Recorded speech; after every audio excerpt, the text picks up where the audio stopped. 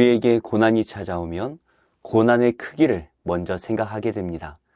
고난의 크기에 비해서 우리가 가진 것이 없을 때에 우리는 좌절하고 두려워하죠. 그러나 하나님 앞에서 이 고난의 크기는 아무런 의미가 없습니다. 우리가 얼마를 가졌는지도 전혀 중요하지 않습니다. 하나님께 중요한 것은 우리의 믿음의 크기입니다. 우리가 하나님을 믿을 때에 하나님께서도 우리와 함께 하십니다.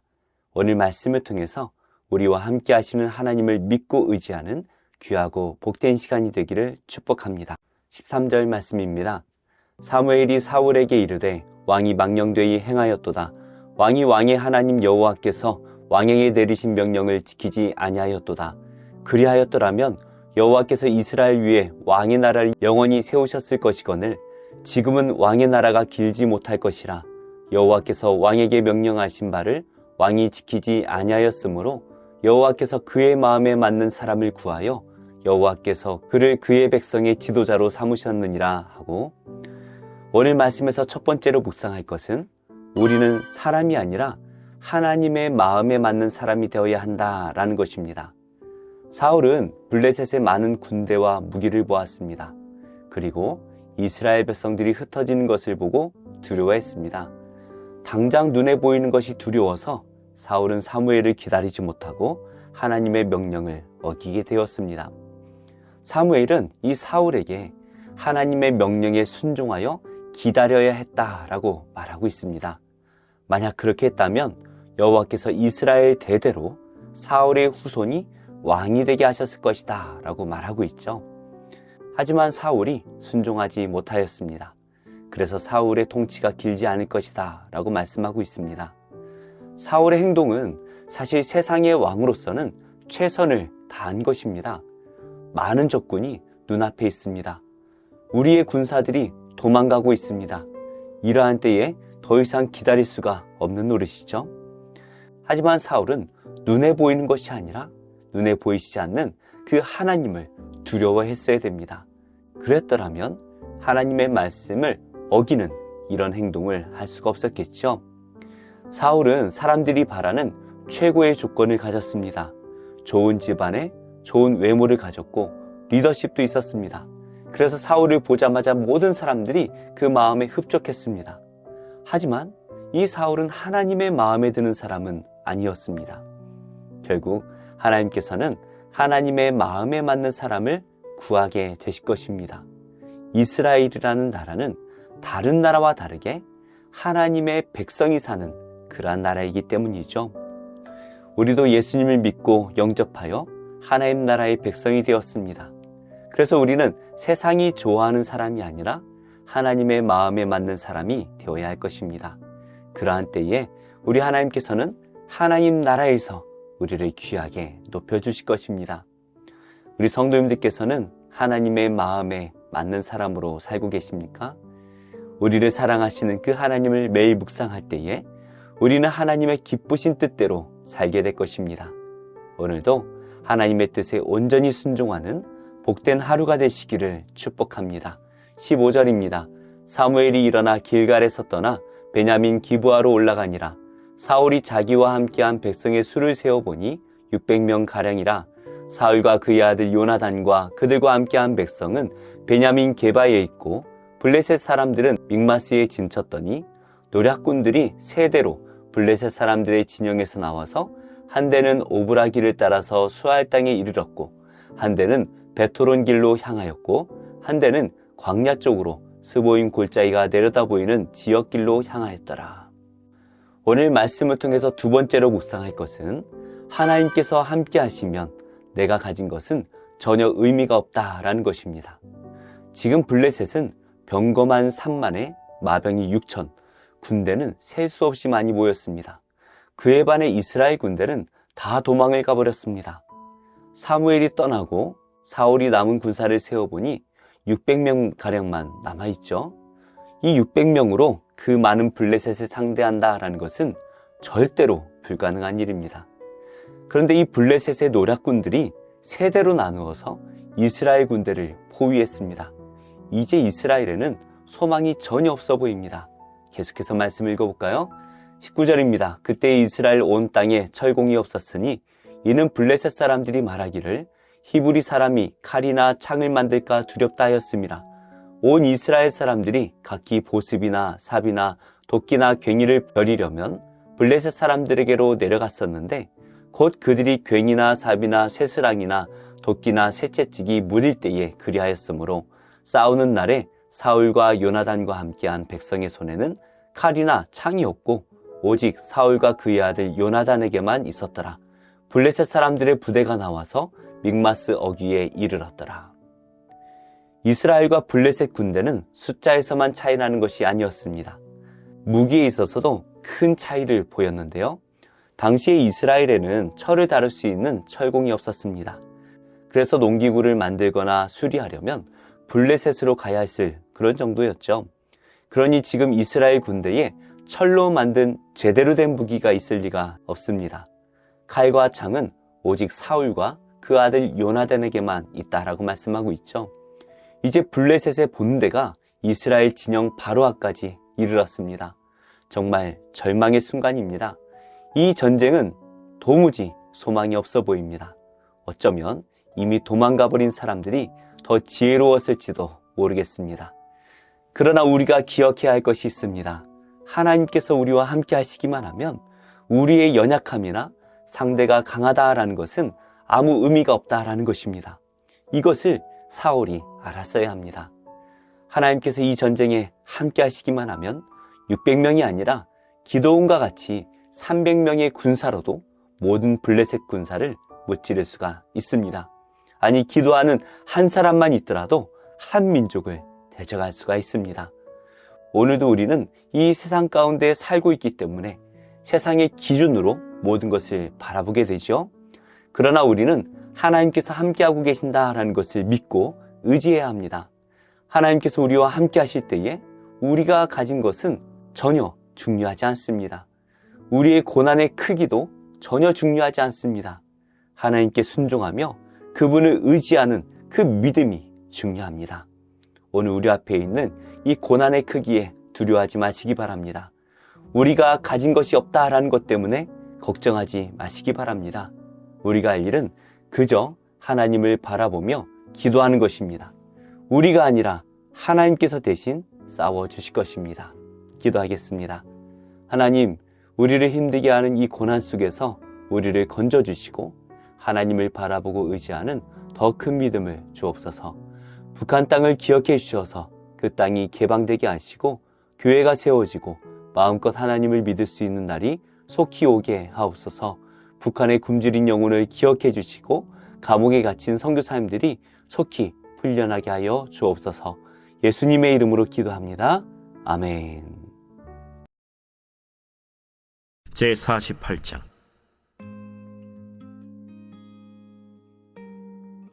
이 일 후에 어떤 사람이 요셉에게 말하기를 내 아버지가 병들었다 하므로 그가 곧 두 아들 므낫세와 에브라임과 함께 이르니 어떤 사람이 야곱에게 말하되 내 아들 요셉이 내게 왔다 하매 이스라엘이 힘을 내어 침상에 앉아 요셉에게 이르되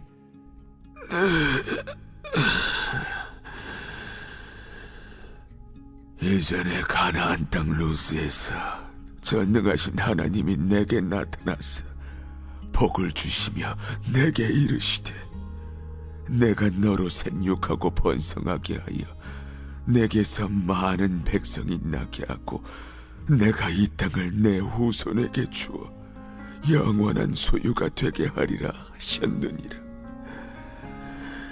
내가 애굽으로 와서 내게 이르기 전에 애굽에서 내가 낳은 두 아들 에브라임과 므낫세는 내 것이라. 르우벤과 시므온처럼 내 것이 될 것이요 이들 후에 내 소생은 내 것이 될 것이며 그들의 유산은 그들의 형의 이름으로 함께 받으리라. 내게 대하여는 내가 이전에 밧단에서 올 때에 라헬이 나를 따르는 도중 가나안 땅에서 죽었는데 그곳은 에브랏까지 길이 아직도 먼 곳이라. 내가 거기서 그를 에브랏 길에 장사하였느니라. 에브랏은 곧 베들레헴이라. 이스라엘이 요셉의 아들들을 보고 이르되 이들은 누구냐? 이는 하나님이 여기서 내게 주신 아들들이니이다. 그들을 데리고 내 앞으로 나아오라. 내가 그들에게 축복하리라. 이스라엘의 눈이 나이로 말미암아 어두워서 보지 못하더라. 요셉이 두 아들을 이끌어 아버지 앞으로 나아가니 이스라엘이 그들에게 입맞추고 그들을 안고 요셉에게 이르되 내가 내 얼굴을 보리라고는 생각하지 못하였더니 하나님이 내게 내 자손까지도 보게 하셨도다. 요셉이 아버지의 무릎 사이에서 두 아들을 물러나게 하고 땅에 엎드려 절하고 오른손으로는 에브라임을 이스라엘의 왼손을 향하게 하고 왼손으로는 므낫세를 이스라엘의 오른손을 향하게 하여 이끌어 그에게 가까이 나아가매 이스라엘이 오른손을 펴서 차남 에브라임의 머리에 얹고 왼손을 펴서 므낫세의 머리에 얹으니 므낫세는 장자라도 팔을 엇바꾸어 얹었더라. 그가 요셉을 위하여 축복하여 이르되 내 조부 아브라함과 아버지 이삭이 섬기던 하나님, 나의 출생으로부터 지금까지 나를 기르신 하나님, 나를 모든 환난에서 건지신 여호와의 사자께서 이 아이들에게 복을 주시오며 이들로 내 이름과 내 조상 아브라함과 이삭의 이름으로 칭하게 하시오며 이들이 세상에서 번식되게 하시기를 원하나이다. 요셉이 그 아버지가 오른손을 에브라임의 머리에 얹은 것을 보고 기뻐하지 아니하여 아버지의 손을 들어 에브라임의 머리에서 므낫세의 머리로 옮기고자 하여 그의 아버지에게 이르되 아버지여, 그리 마옵소서. 이는 장자이니 오른손을 그의 머리에 얹으소서. 그의 아버지가 허락하지 아니하며 이르되 나도 안다. 내 아들아, 나도 안다. 그도 한 족속이 되며 그도 크게 되려니와 그의 아우가 그보다 큰 자가 되고 그의 자손이 여러 민족을 이루리라. 그날에 그들에게 축복하여 이르되 이스라엘이 너로 말미암아 축복하기를 하나님이 내게 에브라임 같고 므낫세 같게 하시리라 하며 에브라임을 므낫세보다 앞세웠더라. 이스라엘이 요셉에게 또 이르되 나는 죽으나 하나님이 너희와 함께 계시사 너희를 인도하여 너희 조상의 땅으로 돌아가게 하시려니와 내가 네게 내 형제보다 세겜 땅을 더 주었나니 이는 내가 내 칼과 활로 아모리 족속의 손에서 빼앗은 것이니라. 제14장 여인에게서 태어난 사람은 생애가 짧고 걱정이 가득하며 그는 꽃과 같이 자라나서 시들며 그림자같이 지나가며 머물지 아니하거늘 이와 같은 자를 주께서 눈여겨보시나이까. 나를 주 앞으로 이끌어서 재판하시나이까. 누가 깨끗한 것을 더러운 것 가운데서 낼 수 있으리까. 하나도 없나이다. 그의 날을 정하셨고 그의 달수도 죽게 있으므로 그의 규례를 정하여 넘어가지 못하게 하셨사온즉 그에게서 눈을 돌이켜 그가 품꿈같이 그의 날을 마칠 때까지 그를 홀로 있게 하옵소서. 나무는 희망이 있나니 찍힐지라도 다시 움이 나서 연한 가지가 끊이지 아니하며 그 뿌리가 땅에서 늙고 줄기가 흙에서 죽을지라도 물 기운에 움이 돋고 가지가 뻗어서 새로 심은 것과 같거니와 장정이라도 죽으면 소멸되나니 인생이 숨을 거두면 그가 어디 있느냐. 물이 바다에서 줄어들고 강물이 잦아서 마름같이 사람이 누우면 다시 일어나지 못하고 하늘이 없어지기까지 눈을 뜨지 못하며 잠을 깨지 못하느니라. 주는 나를 수월에 감추시며 주의 진노를 돌이키실 때까지 나를 숨기시고 나를 위하여 규례를 정하시고 나를 기억하옵소서. 장정이라도 죽으면 어찌 다시 살리이까? 나는 나의 모든 고난의 날 동안을 참으면서 풀려나기를 기다리겠나이다. 주께서는 나를 부르시겠고 나는 대답하겠나이다. 주께서는 주의 손으로 지으신 것을 기다리시겠나이다. 그러하온데 이제 주께서 나의 걸음을 세시오니 나의 죄를 감찰하지 아니하시나이까? 주는 내 허물을 주머니에 봉하시고 내 죄악을 싸매시나이다. 무너지는 산은 반드시 흩어지고 바위는 그 자리에서 옮겨가고 물은 돌을 닳게 하고 넘치는 물은 땅의 티끌을 씻어버리나이다. 이와 같이 주께서는 사람의 희망을 끊으시나이다. 주께서 사람을 영원히 이기셔서 떠나게 하시며 그의 얼굴빛을 변하게 하시고 쫓아 보내시오니 그의 아들들이 존귀하게 되어도 그가 알지 못하며 그들이 비천하게 되어도 그가 깨닫지 못하나이다. 다만 그의 살이 아프고 그의 영혼이 애곡할 뿐이니이다.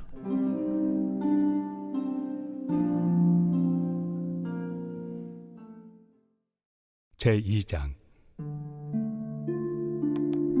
형제들아, 내가 너희에게 나아가 하나님의 증거를 전할 때 말과 지혜의 아름다운 것으로 아니하였나니 내가 너희 중에서 예수 그리스도와 그가 십자가에 못 박히신 것 외에는 아무것도 알지 아니하기로 작정하였습니다. 내가 너희 가운데 거할 때 약하고 두려워하고 심히 떨었노라. 내 말과 내 전도함이 설득력 있는 지혜 말로 하지 아니하고 다만 성령의 나타나심과 능력으로 하여 너희 믿음이 사람의 지혜에 있지 아니하고 다만 하나님의 능력에 있게 하려 하였노라. 그러나 우리가 온전한 자들 중에서는 지혜를 말하노니 이는 이 세상의 지혜가 아니요 또 이 세상에서 없어질 통치자들의 지혜도 아니요 오직 은밀한 가운데 있는 하나님의 지혜를 말하는 것으로서 곧 감춰졌던 것인데 하나님이 우리의 영광을 위하여 만세전에 미리 정하신 것이라. 이 지혜는 이 세대 통치자들이 한 사람도 알지 못하였나니 만일 알았더라면 영광의 주를 십자가에 못 박지 아니하였으리라. 기록된 바 하나님이 자기를 사랑하는 자들을 위하여 예비하신 모든 것은 눈으로 보지 못하고 귀로 듣지 못하고 사람의 마음으로 생각하지도 못하였다 함과 같으리라. 오직 하나님이 성령으로 이것을 우리에게 보이셨으니 성령은 모든 것 곧 하나님의 깊은 것까지도 통달하시느니라. 사람의 일을 사람의 속에 있는 영 외에 누가 알리요? 이와 같이 하나님의 일도 하나님의 영 외에는 아무도 알지 못하느니라. 우리가 세상의 영을 받지 아니하고 오직 하나님으로부터 온 영을 받았으니 이는 우리로 하여금 하나님께서 우리에게 은혜로 주신 것들을 알게 하려 하심이라. 우리가 이것을 말하거니와 사람의 지혜가 가르친 말로 아니하고 오직 성령께서 가르치신 것으로 하니 영적인 일은 영적인 것으로 분별하느니라. 육에 속한 사람은 하나님의 성령의 일들을 받지 아니하나니 이는 그것들이 그에게는 어리석게 보이며 또 그는 그것들을 알 수도 없나니 그러한 일은 영적으로 분별되기 때문이라. 신령한 자는 모든 것을 판단하나 자기는 아무에게도 판단을 받지 아니하느니라. 누가 주의 마음을 알아서 주를 가르치겠느냐? 그러나 우리가 그리스도의 마음을 가졌느니라.